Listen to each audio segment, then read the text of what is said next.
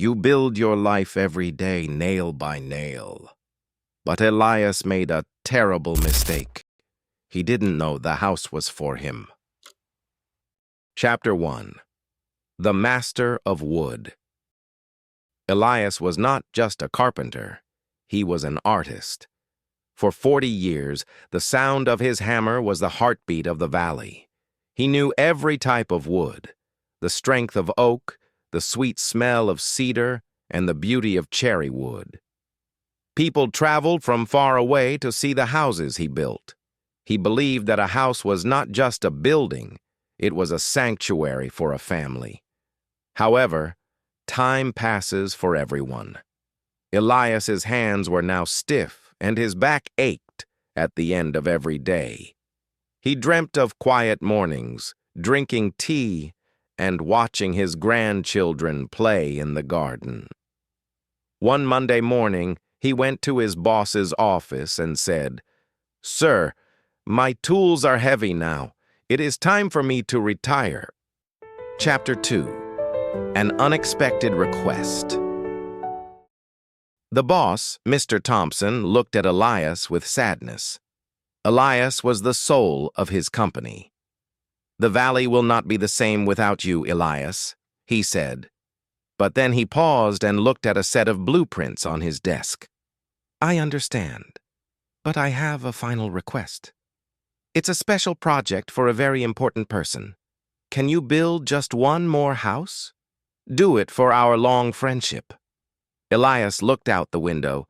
He wanted to say no, but his kindness won. "Okay, Mr. Thompson," he sighed. "One last house. But after this, I am finished." Chapter 3. The Changing Heart. Construction began the following week, but something was different. The passion that Elias once had was gone. His mind was already at home, sitting in his armchair. Because he was in a hurry, he didn't pick the best wood from the forest. He hired assistants who were fast but not careful. When the walls were not perfectly straight, he said, "It doesn't matter. It's just a house." He covered the mistakes with paint instead of fixing them. He was a master, so he knew exactly where he was cheating. The neighbors watched him and whispered, "Elias looks tired. This doesn't look like his work." Chapter 4. The Golden Key. Finally, the house was finished. From a distance, it looked beautiful, but Elias knew the truth. The roof might leak in a few years, and the floors were made of cheap pine. Mr. Thompson arrived to see the finished work. He walked through the rooms slowly, but he didn't say a word.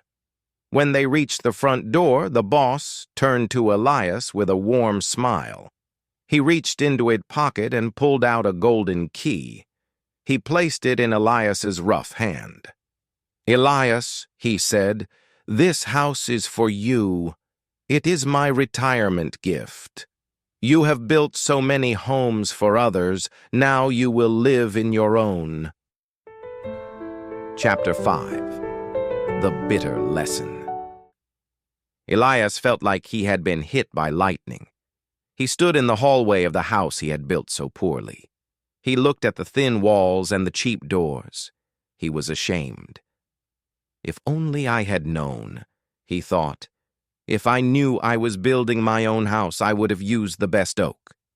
I would have made every nail perfect." He realized a great truth. We are all carpenters of our own lives. Every day we hammer a nail or place a board. But often we don't do our best. Then we are shocked to realize we have to live in the house we have built.